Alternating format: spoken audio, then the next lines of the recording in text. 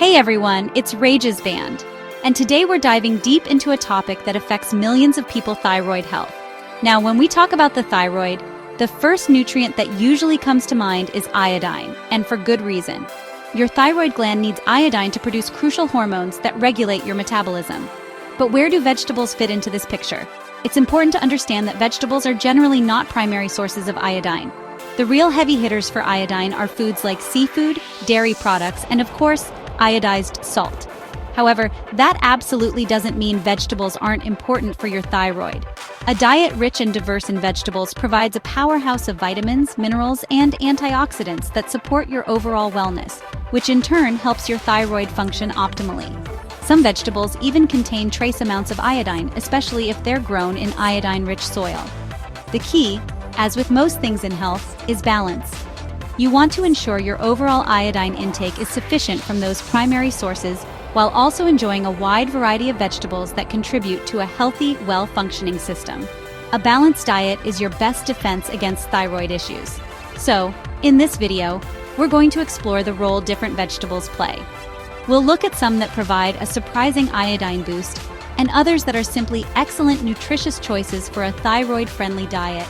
We'll also touch on the topic of goitrogens and how to prepare certain vegetables to minimize any potential negative effects. It's all about being informed and making smart choices for your long-term health.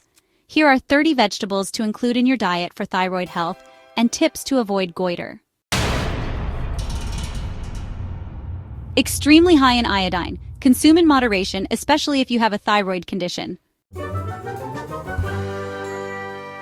A popular sushi wrap, rich in iodine, but intake should be balanced. Common in miso soup, it provides a moderate amount of essential iodine. Potatoes with the skin on actually contain small amounts of iodine, especially if they're grown in iodine-rich, healthy soil. Spinach, this leafy green, contains trace amounts of iodine, and honestly, it's absolutely packed with other nutrients too. Green beans are a good source of healthy fiber, and they also contain a small amount of iodine. Garlic, this bulb adds incredible flavor and trace amounts of iodine to your meals. Onions are a kitchen staple that provide trace iodine and a wealth of powerful antioxidants.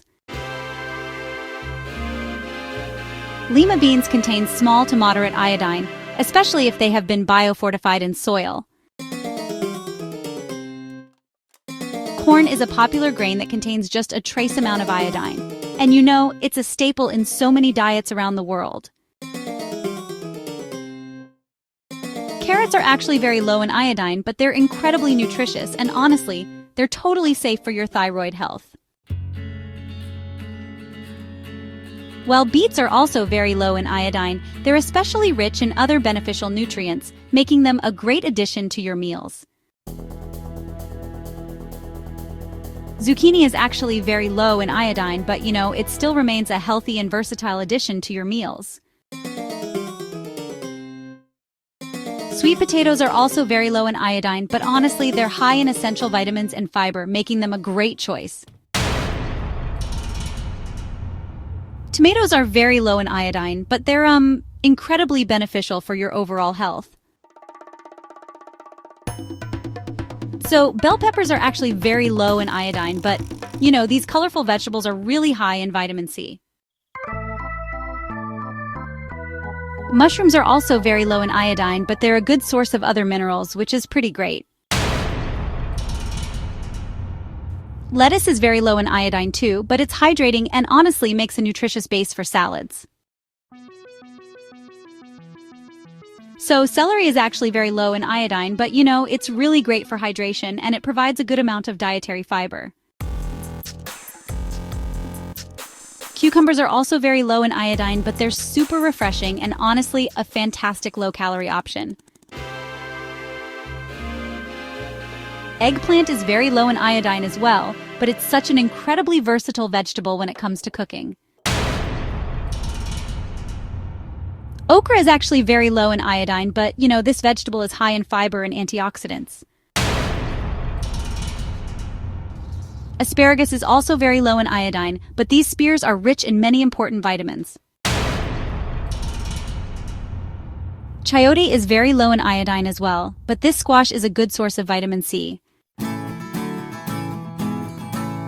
So, artichoke is actually very low in iodine, but it's really high in fiber and antioxidants. Leeks are also very low in iodine, but this allium, adds wonderful flavor and lots of nutrients. Arugula is very low in iodine, but this peppery green is honestly packed with vitamins and minerals. Broccoli contains goitrogens. It's safe when cooked and your iodine intake is otherwise sufficient.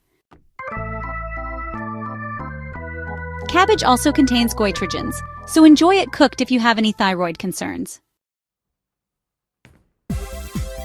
Kale contains goitrogens as well.